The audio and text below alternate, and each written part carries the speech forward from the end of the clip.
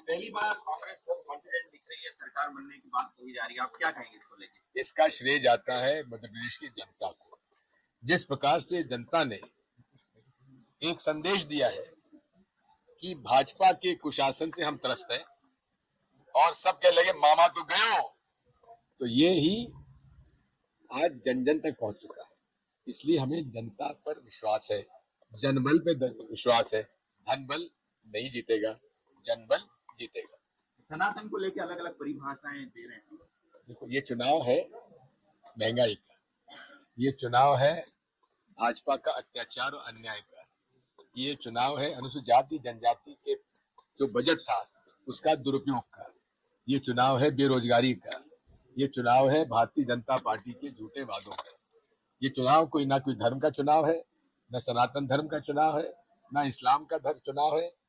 हर व्यक्ति को संविधान में अपना धर्म का पालन करने की उसकी आस्था के अनुसार अधिकार है।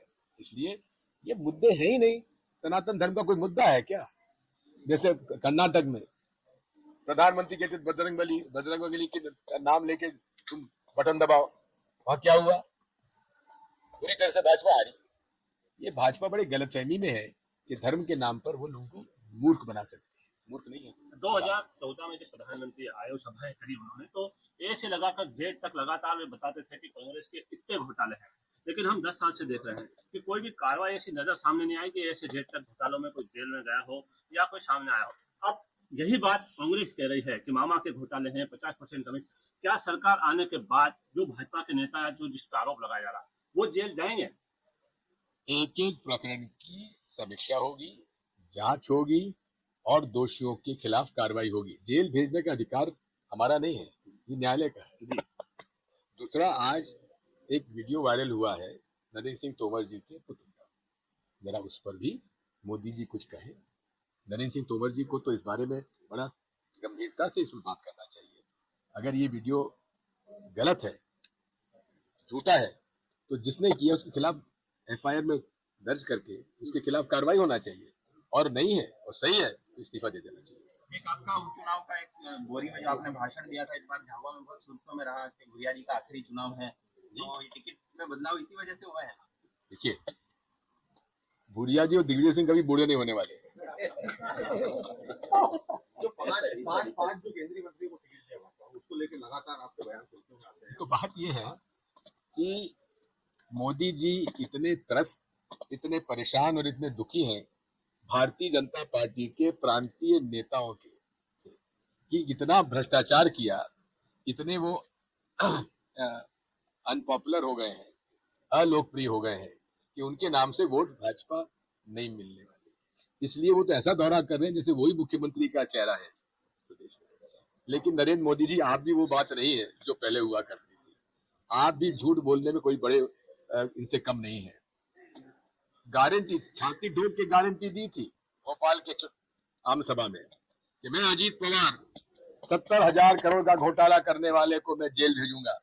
3 दिन बाद अजीत पवार भारतीय जनता पार्टी की सरकार में उप मुख्यमंत्री बना दिए गए। कैसे भरोसा करें नरेंद्र मोदी जी पर? अगर इस तरह की स्थितियां मध्य प्रदेश में बनती है, वापिस तो जो कांग्रेसी गए थे वापिस आना चाहेंगे? क्यों ले गद्दारों को ले वापस। सर, आनंद राय का एक बयान है कि आरएसएस और भाजपा को ही हराना हमारा उद्देश्य। बिल्कुल सही कहा, बिल्कुल सही कहा।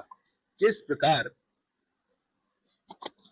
शिवराज सिंह चौहान और भारतीय जनता पार्टी में एक लक्ष्मण का मरकाम जो कि शासकीय अधिकारी है, उसको उन्होंने उपयोग किया राजनीतिक तरीके से। मैंने शिकायत की थी प्रधानमंत्री जी की, पर्सनल मिनिस्ट्री में शिकायत की कि शासकीय अधिकारी को कोई राजनीति में भाग लेने का अधिकार नहीं, उसके खिलाफ कार्रवाई होना चाहिए। ये व्यक्ति जैस को तोड़ रहा है, जो सामाजिक संगठन है जिसने युवकों के अंदर एक विश्वास जागृत किया, उसको इसने तोड़ा। पैसे बांट रहा है, जैस के टुकड़े कर दिए, अलग अलग जैस अलग अलग उम्मीदवार घोषित कर रहे हैं। ये क्या हो रहा है? जैस सामाजिक संगठन है, उसका हम सम्मान करते हैं, लेकिन जो जैस के नाम पर लोग बिक रहे हैं, ये लोग आदिवासियों का हित नहीं देख रहे हैं, स्वयं का हित देख रहे हैं। अरे कैंडिडेट डिक्लेयर कर रहे हैं, जेएस कोई राजनीतिक संगठन है, कोई पार्टी है? ये आदिवासियों के युवाओं के लिए उनका एक संगठन है, उसको उस प्रकार कहें। हमने हमेशा जेएस का समर्थन किया है, भूरिया जी ने हमेशा समर्थन किया है। जब इनके डंडे पड़े, क्या भाजपा के कोई नेता बचाने गए कि लक्ष्मण कर्मा यहाँ के लड़कों के जो डंडे पड़े, जेल भेजे? यहाँ पे रतलाम के बगल में, आपके ग्रामीण रतलाम में, इनका क्या कसूर था?